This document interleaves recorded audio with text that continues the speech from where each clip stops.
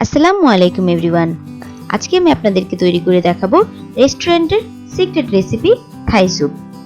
Soup রান্না করার জন্য আমি এখানে একটা বাটিতে নিয়েছি দুটো ডিমের কুসুম।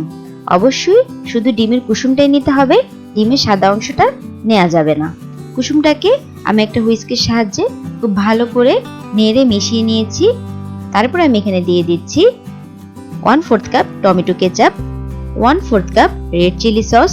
অবশ্যই রেড চিলি সসটা ব্যবহার করতে হবে, কারণ রেস্টুরেন্টের শেফরা চিলি সসটা দিয়েই এই স্যুপটা করে থাকে। এখন আমি আবার সবকিছুকে খুব ভালো করে মিশিয়ে নিচ্ছি। তারপর আমি দিয়ে দিচ্ছি 1 টেবিল চামচ লেবুর রস। আমি স্যুপটাতে একটু কালার আসার জন্য আর একটু স্পাইসি হওয়ার জন্য 1/2 চা চামচ লাল মরিচের গুঁড়ো দিয়ে দিয়েছি। এখন আমি দিয়ে দিচ্ছি 1 টেবিল চামচের চেয়ে কিছুটা বেশি চিনি। তারপরে আমি দিয়ে দিচ্ছি 1 চিমটি পরিমাণ টেস্টিং সল্ট।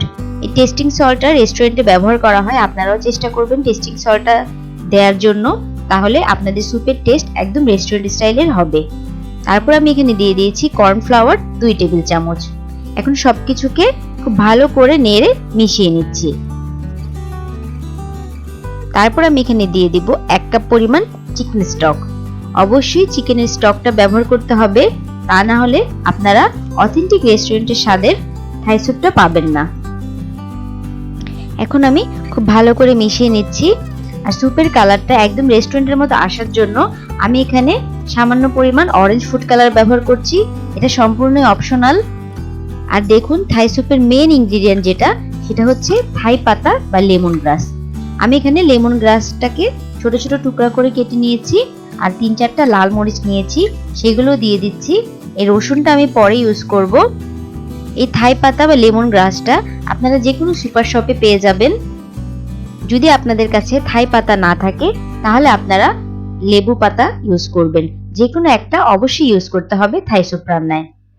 এখন আমি একটা কড়াইয়ে 1 চা চামচ পরিমাণ তেলে সামান্য পরিমাণ রসুন দিয়ে একটু হালকা ব্রাউন করে ভেজে তারপরে কেটে রাখা মুরগির মাংসের টুকরো দিয়ে দিয়েছি। মুরগির মাংসটা হালকা কিছুক্ষণ ভেজে তারপরে আমি আবারও 2 কাপ পরিমাণ চিকেন স্টক দিয়ে দিচ্ছি। দিয়ে আমি সবকিছুকে আবার ভালো করে মিশিয়ে নিচ্ছি। এই স্যুপটা রান্না করতে আপনাদের বেশি হলে 10 মিনিট সময় লাগবে, এর চেয়ে বেশি সময় এই স্যুপটাতে লাগবে না। এখন আমি দিয়ে দিচ্ছি মাশরুমটা অবশ্যই দেওয়ার চেষ্টা করবেন। আর যদি আপনাদের কাছে চিংড়ি থাকে, চিংড়িটাও দিবেন। আমার কাছে চিংড়ি ছিল না, তাই আমি চিংড়িটা দেইনি, তাই শুধু চিকেন আর মাশরুম দিয়েই আমি আজকে স্যুপটা করেছি। এখন আমি যে মিশ্রণটা করে রেখেছিলাম সেটা এই স্যুপের মধ্যে দিয়ে অনবরত নাড়তে থাকবো। এই পর্যায়ে চুলার আঁচটা একদম হাইয়ে থাকবে। আমি কিন্তু আজকের এই স্যুপটাতে কোনো লবণ ইউজ করিনি, কারণ আমার চিকেনের স্টক আর সসে লবণ ছিল, সেটাতেই আমার হয়ে গিয়েছে। আপনারা অবশ্যই চেক করে দেখবেন, আপনাদের স্যুপে যদি লবণের প্রয়োজন হয় তাহলে সামান্য পরিমাণ লবণ অ্যাড করে দিবেন। আর রেস্টুরেন্টের শেফরা কিন্তু থাই স্যুপটা হাঁসের ডিমের কুসুম দিয়ে করে থাকে, এতে থাই স্যুপের কালারটা বেশি সুন্দর আসে। আপনাদের কাছেও হাঁসের ডিম থাকলে আপনারা হাঁসের ডিম দিয়ে করে নেবেন।